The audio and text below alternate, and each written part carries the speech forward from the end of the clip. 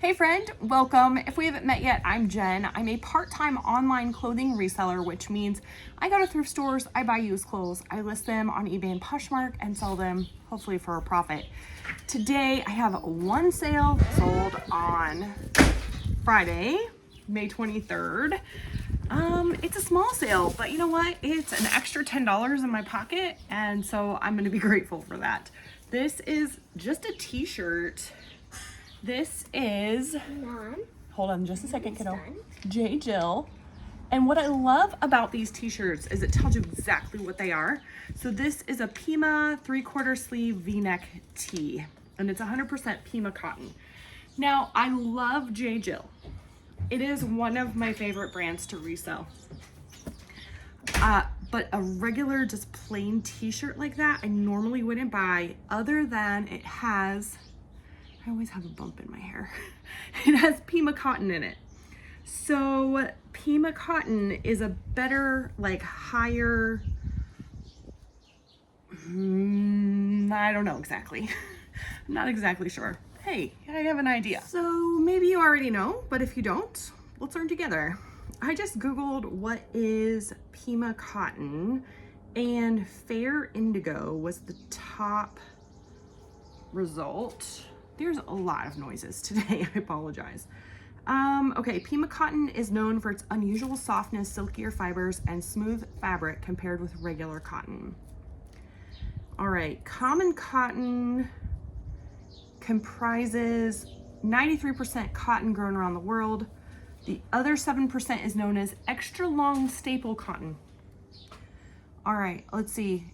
Within that extra long staple group, there's 4 divisions: Pima, Egyptian, Sea Island, I've never heard of Sea Island, and other.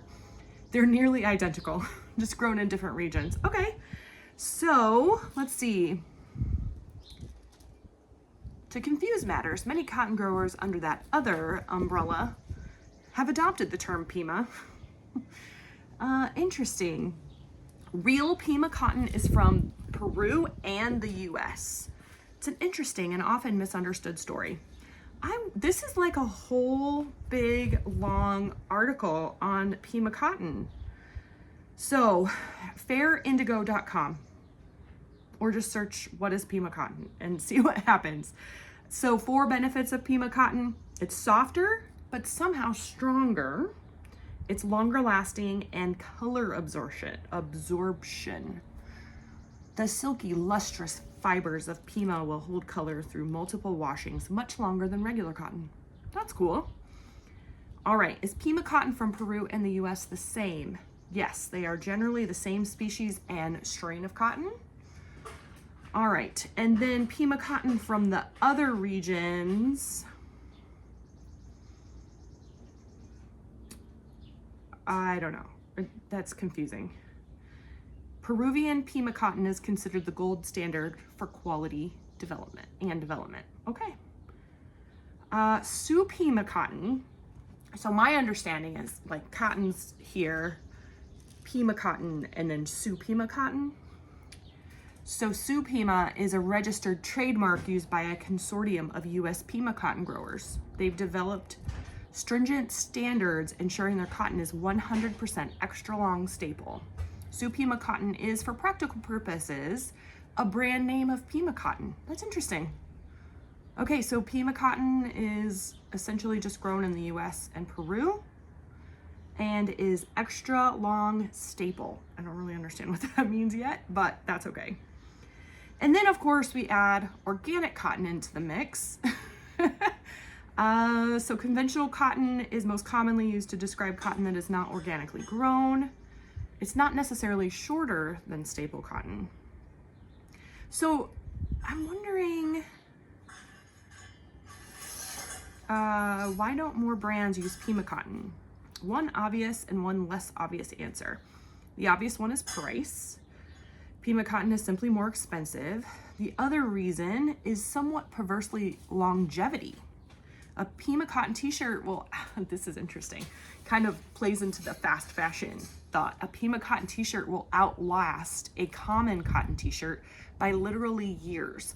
Brands who build their business models on frequent repeat purchases, fast fashion, have less incentive to make clothing that lasts longer. Oh, so interesting. So is Pima cotton clothing worth it? To find clothing that truly maximizes the benefits of Pima cotton, we suggest you look for Su Pima or cotton that is 100% Peruvian Pima. Now, I will say Fair Indigo is a brand. Like let's see. They sell t-shirts, tops. There's men's, women's. It's clothing. It's a clothing. But they're organic cotton, Pima cotton. $39.90 for an organic scoop neck tee. $45 for an elbow length tee. Yeah, so it seems like maybe that's correct information, but at the end of the day, their goal is to sell you something, right? So that's one of the things I talk with my teenagers a lot is make sure you're knowing where you're getting your information. So I'm gonna back out here and see if there's another, that was just the first search that popped up. This one is for bedding material. Okay, here we go, Webster's definition. So Webster is a cotton that produces fiber of exceptional strength and firmness that was developed in the southwestern US by selection and breeding of Egyptian cottons. All right, so that's what the dictionary says. That's going to be more fact than opinion. I would imagine that a brand that is focused on selling organic and Pima cotton items probably got their information somewhere. I wonder if it told me, let me look at the bottom and see if they've cited anything. All right, I did not expect to go on this little tangent here. I was gonna have a quick little like 2-minute, a little 2-minute video to package this up real fast. I'm not seeing any. Where do you get your information? Okay, well, as of today, I'm getting my information from you. Fair Indigo. I don't know. Okay, well, that's long enough for my tangent, don't you think? Interesting. J. Jill, I love that brand. Anyway, a J. Jill Pima cotton 3/4 V-neck tee has an average sale price of $14.76 with a 35% sell-through rate. Love that. So if 100 of these t-shirts are listed in the last 90 days, 35 of them have sold and 65 of them are still listed. Mine, I had listed for, I think 20, maybe 25. Sometimes I do that. List it higher than it probably should be listed. And somebody offered me 15. That's right on line with the average sale price. I went ahead and accepted. I've had this for 3 months and I bought it in the bins, the Goodwill outlet where you pay by the pound. My average cost of goods is $2. And so my profit is $10.80. Is that my goal for the day? Absolutely not. Am I happy with an extra $10? 100%. Yes. Extra money is extra money, and I know $10 a day could be super meaningful to someone. So it's meaningful to me. So. Mom, can I borrow $10? No. That was funny. That was very witty, sister.